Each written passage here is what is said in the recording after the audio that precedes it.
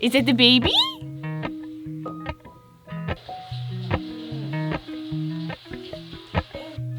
Appalachian sunrise meets my skin. Even with my eyes still closed, I can feel it coming in. Golden, I'll follow only golden, golden things.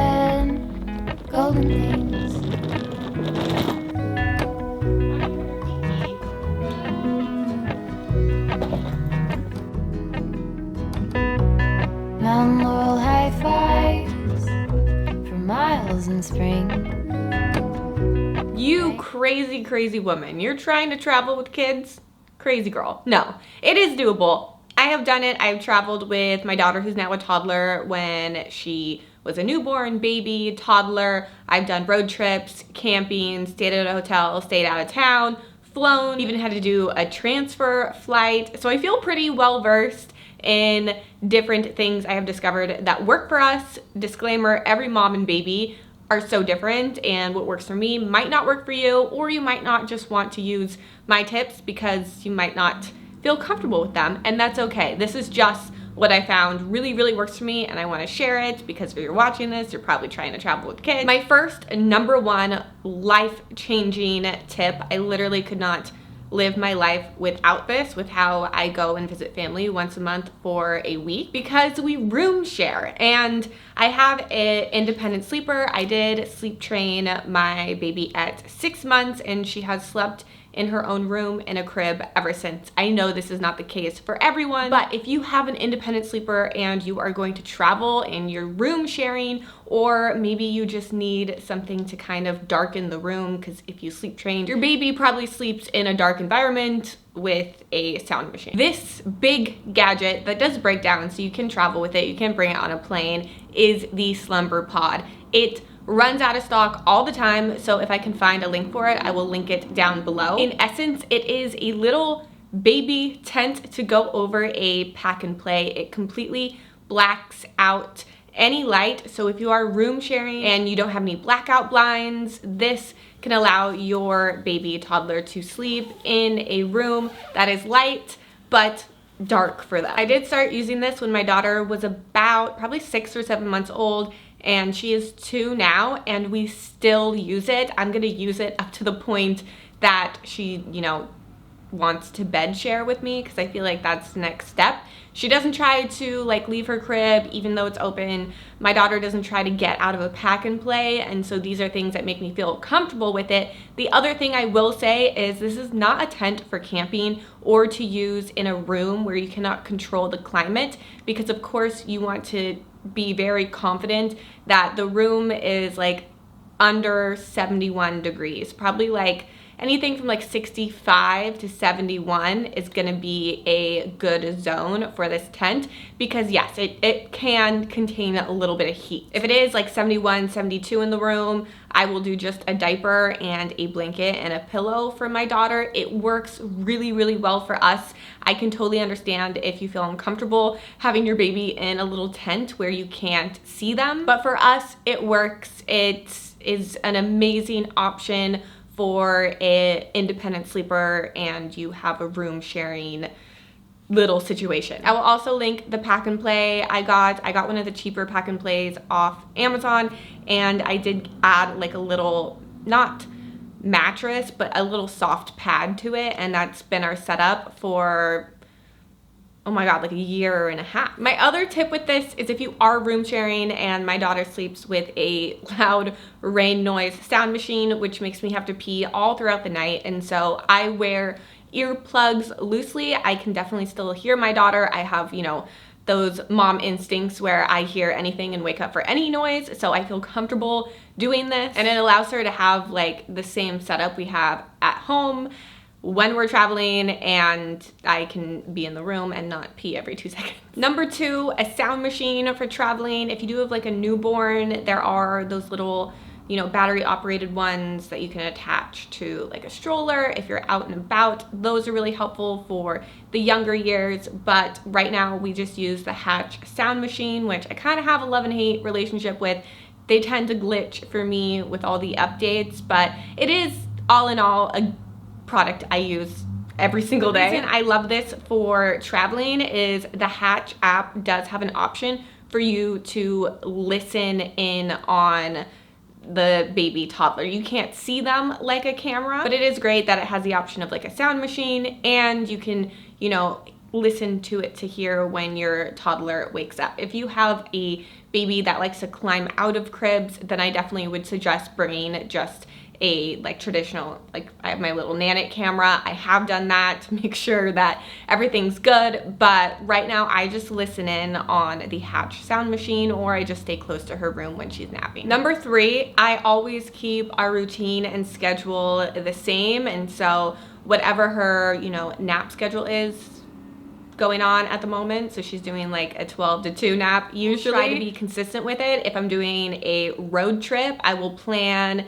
to leave around 11:30 because I know how long it takes her to kind of fall asleep in the car, and then usually it's like a 2-hour car ride, and she'll sometimes sleep to the end, sometimes wake up 30 minutes before, but I feel like that's, you know, if you can plan a car trip during the nap, yes, you lose the rest of that nap, but it makes the car ride a lot more peaceful for you. And everyone will have little bits and pieces that are different to their routine. One thing we always do is after a nap or after wake up, one way I get her passy that we still use for sleep only out of her mouth willingly is to offer a pouch. She will literally like take the passy out, hand it to me, and I let her select a pouch. And so there are some pouches that don't need to be refrigerated that you can bring along to travel. That would be something I would do. But if I go somewhere like my family's, they always prep a lot of pouches before our arrival. That way we can just keep these little bits the same. So even though we're not at home, she still has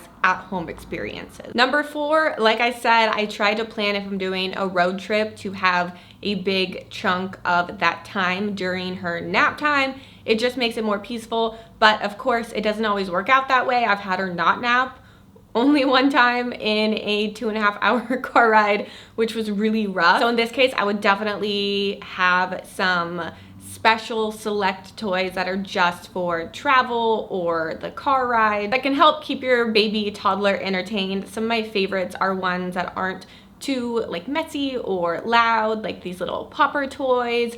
I have like one of these in the car. Actually, I didn't know I had 2 of them, but just something to entertain her that isn't, if I was on a flight, this might annoy people a little bit, but you know, better than a flute. Perhaps on a plane ride, I would bring something like this Magnetiles if you're having like a toddler. Really just looking through what you have and maybe pulling aside, if you know you're traveling, these items that might be non-messy, non-loud options. And when in doubt, I do use an iPad in special occasions. I know not everyone likes screen time, but in the time of a crying toddler in the back of the car and I'm dealing with LA traffic, I will just hand it back to her, and I feel like it makes it a safe ride because I don't know about you, I have a hard time paying attention 100% when I have an upset baby toddler in the back. Number 5, make a list ahead of time of all the essentials. The easiest way to do this without forgetting anything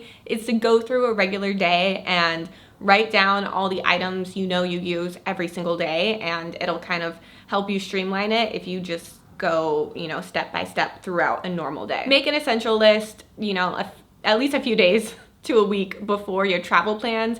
That way you are not forgetting anything last minute. If you do, it's not the end of the world, but you know, if I forgot Bun Bun over there, it might be the end of the world. Number 6 is gonna be if you travel somewhere frequently, almost like a second home, maybe it's a grandparent's house. If you're going somewhere at least once a month or every other month, even if it's just for a weekend, I would strongly suggest having these like essential items there. For me, obviously, it is Arrow's grandparents' house. I go there very frequently to this point. I always communicate my list of essentials to my mom and kind of see what we're missing, and I will ahead of time Amazon over now those bigger items. So something like a box of diapers, a box of wipes. I always make sure she has her shampoo and lotion and diaper cream there, sunscreen, a pair of shoes, some socks, and like easy Amazon pajamas. And even if I was traveling somewhere far, if I had the ability to send, you know, those bigger items, because it is hard to pack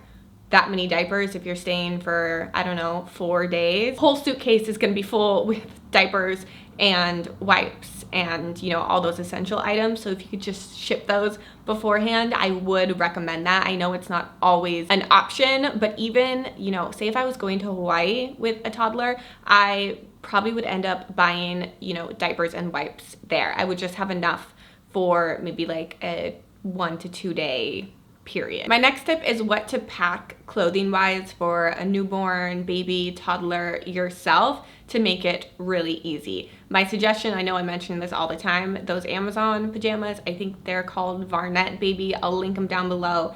They are my go-to. They are so comfy, so soft, well priced, and I always have these for like travel days if it's a long car ride or a flight. Matching sets are super easy. For me, I would actually probably wear something like this. It is like literally a matching set. Like I feel like being comfy takes a lot of stress out of travel, and I would suggest bringing at least one cute special outfit for your child and for yourself, because hey, you're traveling, you deserve a nice photo. For shoes, I like to keep it super simple too, just a pair of sneakers and a pair of Crocs, because I feel like you can navigate any situation in that. Sneakers look cute with a nice outfit. And Crocs can work for like little quick outings or walking around outside the house if you have like a nice outside area to kind of explore, or if you're doing something like the beach, Crocs. My next tip, and probably the most important tip,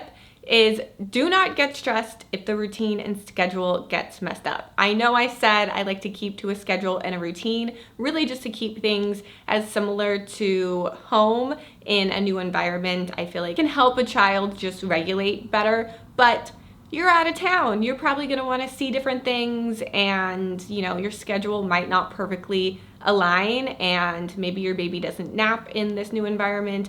Maybe you have extra wake ups. This is all super normal, and I promise you, once you get back, it will probably just take 1 or 2 days to get back into your flow and routine and schedule as normal. So I know it can be stressful, but it is not permanent if it does happen. Now, obviously, I'm dealing with a 2-year-old, a toddler, so that's kind of where my mind is at, but I wanted to pivot to newborn baby travel because I do have some items I really love in specific for that time period that I do not use anymore, but they were just game-changing if you are looking to travel with a young newborn. The first is the Doona. If you do not know what the Doona is, it is a stroller and car seat all in one. We used it, I would say, for the first year of her life until she grew out of it. I would have used it longer. I absolutely loved it. It is expensive. It does sell out a lot, but you can find it on, you know, Facebook Marketplace and Craigslist. This is so great for traveling. When my daughter was, I think, 3 or 4 months old, we did have to unexpectedly go on a flight, and I don't think I could have done it because I was doing it solo. So it was just me and a newborn, and you know, I could easily transition it into a stroller, pushing it around the airport, and then pop it up, make it into a small like car seat, and have them store it, hold my baby during the flight itself, and then once I got off the flight, it would be by, you know, the luggage that they stored at the last minute. They kind of keep it to the side so you can easily get off your flight, open up the car seat quickly into a stroller, and stroll your way right out of there. If you have somebody picking you up that does not have a car seat, there is an option with the Doona to have it be properly installed with just a seatbelt and no base, and there is nothing else like it on the market. I even used it in an Uber. Not all Uber drivers will be comfortable with this option, but if you do attach it properly, it is safe. It's not, I would say, like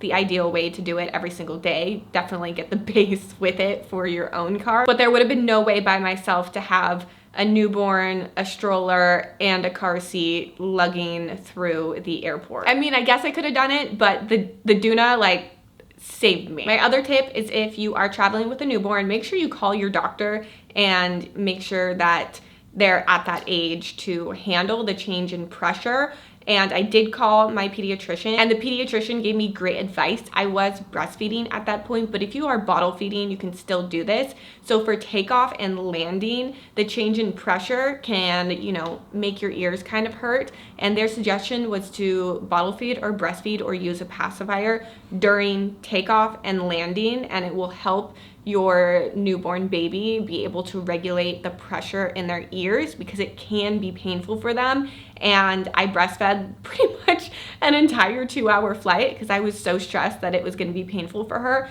And my daughter was super calm. She would, you know, sleep, then feed, then sleep, then feed. She didn't seem in any kind of distress. I did flash everyone on the plane, and I was sitting next to a nun, but she didn't say anything. My final tip are snacks and entertainment. This will really help you make it through those difficult flights and car rides and, you know, just being out of town. If you're doing a flight and you have like a baby toddler eating more solid foods, there's this little snack roulette thing where you can press a button and get a different snack, and so it's kind of a game in itself. It's entertaining. You can pack a lot of different snacks in there. I think this would be really great for a flight. I have not used it for a flight, but I do use it when we're out and about sometimes, and it does save the day. I really like it. I got mine just from Amazon. I will link it down below. The other find from Amazon that I would suggest maybe for this would work probably for like a 7 month old to a toddler. We still use this. It's a little snack cup with these flaps, and so it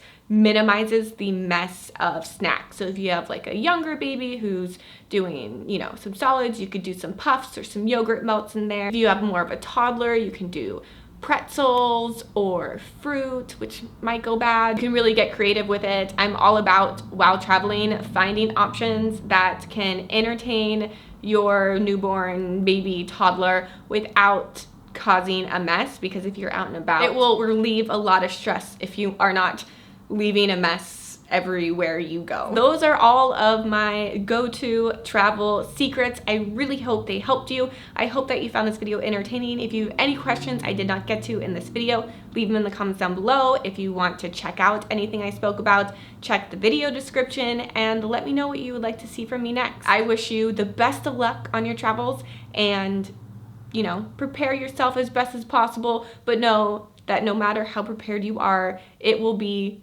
a difficult yet beautiful and fun journey. Just try to enjoy it, take photos, but also, of course, live in the moment. I hope this helped you, and I will see you in my next video. Bye!